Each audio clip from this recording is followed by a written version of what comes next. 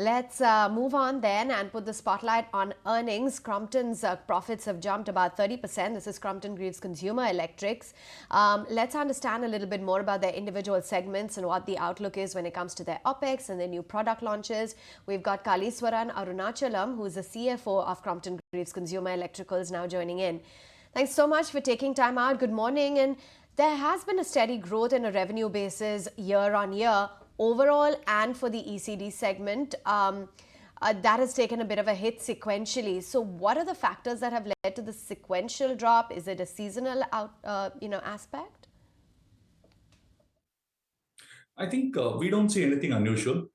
We think it's a very good performance. And there's a fifth consecutive quarter after the Crompton 2.0 strategy. We have been delivering a double-digit growth in our ECD segment.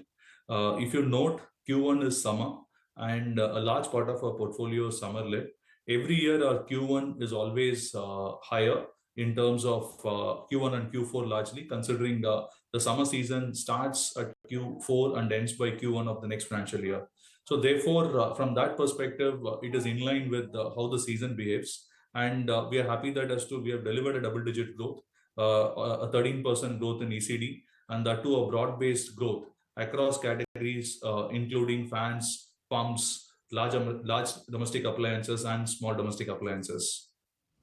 Right. What about the volumes for the fan segment? And have you undertaken or planned to undertake any price hikes as well in the near future?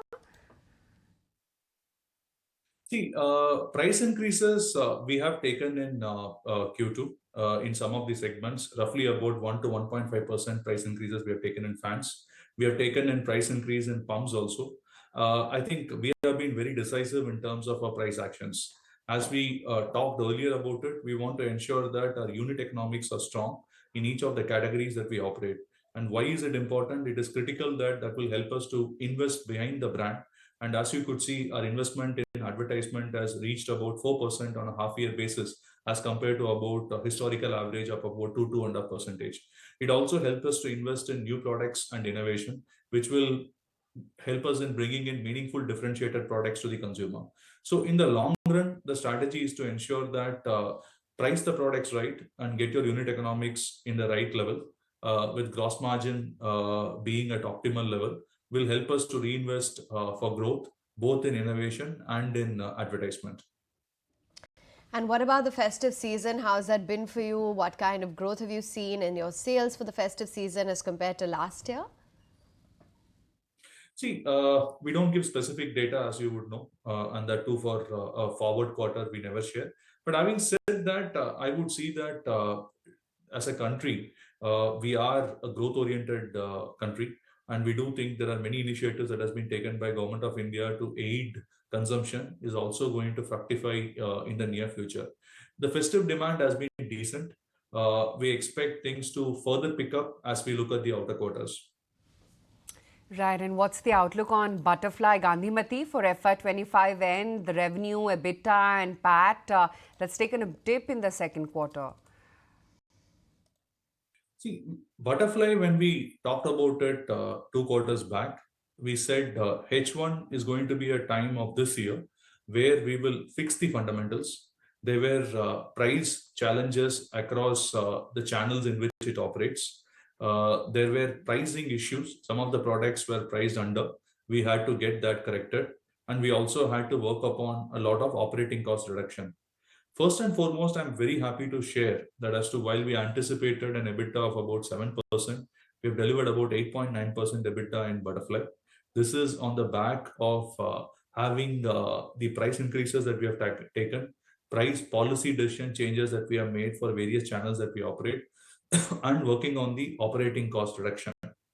Our initial thought process for Butterfly was H1, ensure that the unit economics are in place, get close to a 7% EBITDA margin, and then arrest the decline from H2 onwards.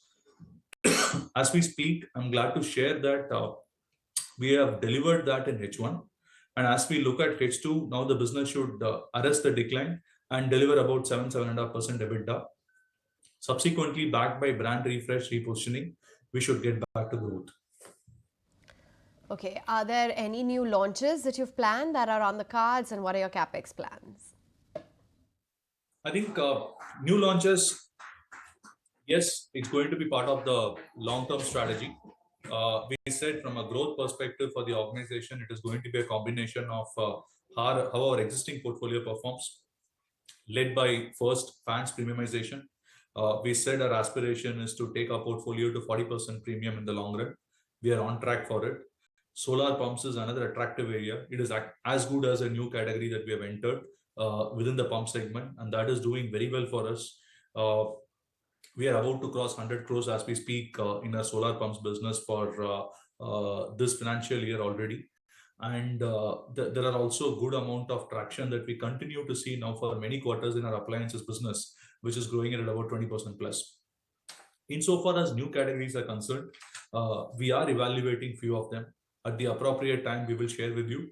Largely, these will be synergetic to our go-to-market that we currently have in Crompton, or we will come out with a solution-oriented approach like how we entered our large kitchen, chimneys, and hobs business. Right. And while the rural demand seems to be recovering, FMCG players have been reporting about some sluggishness being seen in the urban demand. Are you also sort of witnessing similar trends? See, it's a cycle, right? At any point of time, you will have these challenges that comes in the market. What we believe is we have got a robust portfolio that kind of addresses for various challenges that might come in the market. There is a portfolio that we can address to capture a K-shaped recovery with premium products. There is a portfolio that addresses rural market, and we can try to tap that and get growth from there. And there is we continue to be a market leader in various segments, which addresses the urban portfolio too. So from my perspective, I think I see this as pretty short run. The demand challenges that you see for a country like us, growth is paramount, and aided by all the government initiatives, the long run is pretty positive. All right, thank you for joining in. Good interacting with you and getting more perspective on the quarterly numbers. Sandeep, If you like this video, then like, share and subscribe to ET Now.